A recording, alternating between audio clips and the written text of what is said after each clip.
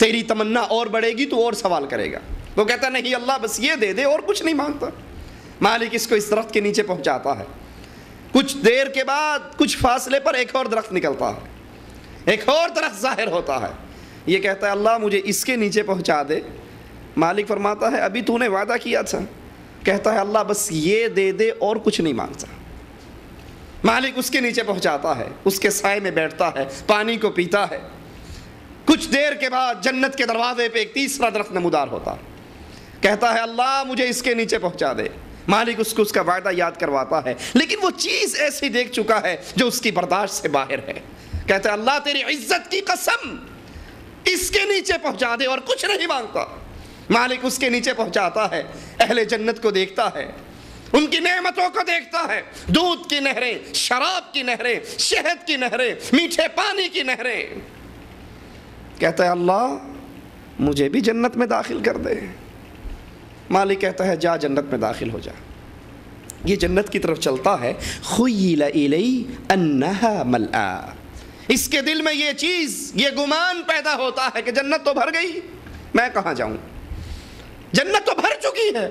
کہتا ہے اللہ جنت میں کہاں جاؤں, جنت تو بھر چکی ہے. مالک کہتا ہے بندے کیا تو راضی ہوتا ہے میں تجھے اتنی بڑی جنت عطا کروں جتنے کسی بادشاہ کی دنیا کے اندر پوری بادشاہت ہوا کرتی ہے. وہ کہتا ہے اللہ میں راضی ہوں. مالک کہتا ہے یہ تیرے لیے اس طرح کی ایک اور جنت, اس طرح کی ایک اور جنت, اس طرح کی ایک اور جنت, اس طرح کی ایک اور جنت. یہ 5 جنتیں تیرے لیے اور اس طرح کی 10 جنتیں اور عطا کرتا ہوں. پھر اللہ عز و جل اس بندے کے اس جواب پر یہ کہتا ہے رضیت ربی, اے اللہ میں راضی ہو گیا. مالک کہتا ہے مانگ بندے کیا مانگتا ہے, کیا تیری تمنائیں ہیں. یہ اپنی تمناؤں کی لسٹ کھولتا ہے, اریدو کذا و کذا, اریدو کذا و کذا, یہ بھی دے دے, یہ بھی دے دے, یہ بھی دے دے. ساری تمنائیں اس کی پوری ہو جاتی. مالک عطا کرتا رہتا ہے. اس کے دل کی ڈیمانڈ جب ختم ہو جاتی ہے اللہ عز و جل خود اسے کہتا ہے اولا تریدو کذا, فلاں نعمت نہیں چاہیے. مالک یاد کروا رہا. اللہ کی رحمتوں پہ قربان جائیں. مالک یاد کرواتا اولا تریدو کذا, فلاں نعمت نہیں چاہیے. ای و ربی اریدو کذا, ہاں یہ بھی چاہیے جا تیرے لیے. فلاں نہیں چاہیے وہ بھی چاہیے جا تیرے لیے.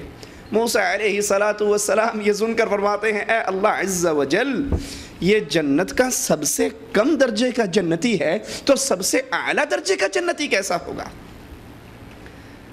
سب سے اعلیٰ درجے کا جنتی کیسا ہوگا. فرمایا موسیٰ سب سے اعلیٰ درجے کے جنتی تو وہ ہیں جن کو اللہ نے وہ نعمتیں عطا کرنی ہے جو نہ کسی آنکھ نے دیکھی ہیں, نہ کان نے سنی ہے, نہ کسی کی عقل میں سما سکتی ہے. ہر مسلمان کی خواہش ہے دنیا کے جھنجھٹوں سے نکل کر اس کی آخرت سنور جائے, اس کی جنت اس کو مل جائے. لیکن جنت میں جانے کا فارمولہ, جنت میں جانے کا کلیہ, جنت میں جانے کا طریقہ, آئیے محمد کریم صلی اللہ علیہ وسلم سے پوچھتے ہیں.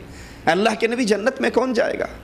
رسول اللہ صلی اللہ علیہ وسلم فرماتے ہیں یہودی 71 فرقوں میں بٹے, عیسائی 72 میں بٹے, میری امت 73 فرقوں میں تقسیم ہوگی. کلہم فی النار, سب اہل جہنم ہیں, سب اہل نار ہیں, سب آگ کا ایندھن ہیں. الا ملۃ واحدہ, ایک جماعت جنت میں جائے گی. جنت کے لیے دوڑنے والے, جنت کے لیے سوچنے والے, جنت کی پلاننگ کرنے والے وہ نہیں تھے جو ہمارے ہاں ہیں. آدھی قلندری کہتی ہے جنت کے پانی سے جہنم کو بجھا دوں, جہنم کی آگ سے جنت کو جلا دوں, پھر بے لوث ہو کر اللہ کی عبادت کروں. یہ صحابہ کا منہج نہیں. صحابہ وہ تو اللہ کی عبادت کرتے تھے خوفا و طمعا, جہنم کے ڈر اور جنت کی طلب میں رکھتے ہوئے. صحابہ فوراً پوچھتے ہیں اے اللہ کے نبی جو وہ ایک جماعت جنت میں جائے گی من ہم یا رسول اللہ صلی اللہ علیہ وسلم.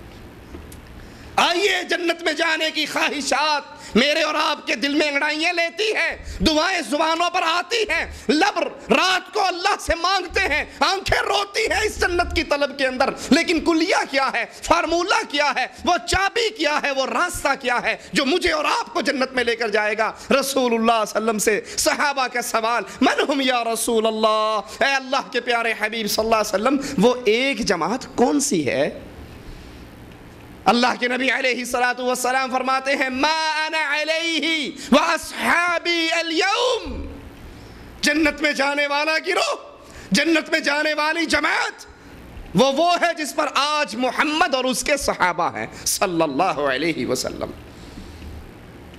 یہ فارمولہ ہے جنت میں جانے کا، ایک ایک مسئلے کے اندر صحابہ کی اتباع، صحابہ کے نقش قدم پہ چلنا، رسول اللہ کی اتباع کرنا۔ اور منہج صحابہ کیا ہے؟ اطیعوا اللہ واطیعوا الرسول، اللہ کی اطاعت، رسول اللہ کی اطاعت صلی اللہ علیہ وسلم۔ اللہ اور اس کے رسول کے بعد کوئی ہستی ایسی نہیں، کوئی ذات ایسی نہیں جس کی بات کو آنکھیں بند کر کے مار لیا جائے، جو اتنی بڑی اتھارٹی کے قابل ہو کہ اس کی زبان سے جو نکلا ہے صحیح نکلا ہے، اب سوال کرنے کی حاجت نہیں۔ یہ ذات صرف محمد کریم صلی اللہ علیہ وسلم کی۔ اسی لیے عمر بن خطاب کا بیٹا عبداللہ بن عمر رضی اللہ عنہما بابا کے فتوے کو سن کر کوئی حج تمتع نہ کرے، اعلان کرتے ہیں لوگوں گواہ ہو جاؤ، عمر کا بیٹا عبداللہ رضی اللہ عنہما حج تمتع کی نیت کرتا ہے۔ لوگ کہتے ہیں تیرے بابا نے تو منع کیا ہے، جواب میں کہتے ہیں من ابی، بابا کون ہوتا ہے؟ نزل الشریع علی محمد صلی اللہ علیہ وسلم وما نزل الشریع علی ابی، جبرائیل جب بھی قرآن لے کر آیا ہے وہ عبداللہ کے بابا عمر پر لے کر نہیں آیا، فاطمہ کے بابا محمد رسول اللہ پر لے کر آیا۔ شریعت رسول اللہ کی چلے گی یا میرے باپ کی چلے گی؟ صحابہ کا منہج کیا ہے؟ عبداللہ ابن عباس حضرت علی کے چند فتاوی منگواتے ہیں، چند ارشادات منگواتے ہیں جو حضرت علی کے نام پہ مشہور کر دیے گئے، ان کو پڑھتے ہیں اور پھر فرماتے ہیں علی نے یہ فتوے نہیں دیے۔ سنیے ذرا ابن عباس رضی اللہ عنہما کی یہ گفتگو، علی نے یہ فتوے نہیں دیے، اور اگر علی بھی یہ فتوے دیتے تو گمراہ ہو جاتے۔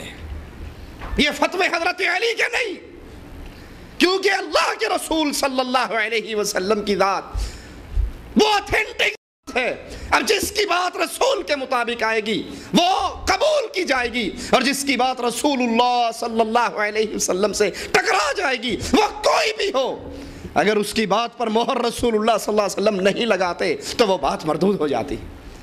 اسی لیے امام مالک رحمہ اللہ اعلان کیا کرتے تھے دنیا کے اندر ہر انسان کی بات قبول بھی کی جا سکتی ہے، رد بھی کی جا سکتی ہے، لیکن جو یہ قبر کے اندر محمد کریم صلی اللہ علیہ وسلم سو رہے، اس صاحب قبر کی کوئی بات ایسی نہیں جس کو ٹھوکر ماری جا سکے، اس کی ہر بات کو قبول کیا جائے گا، ان کی کوئی بات رد نہیں کی جائے گی، کیونکہ یہ بولتے کب ہیں وَمَا يَنطِقُ عَنِ الْهَوَىٰ إِنْ هُوَ إِلَّا وَحْيٌ يُوحَىٰ، آسمان سے وحی آتی ہے، رسول اللہ صلی اللہ علیہ وسلم کلام کرتے ہیں۔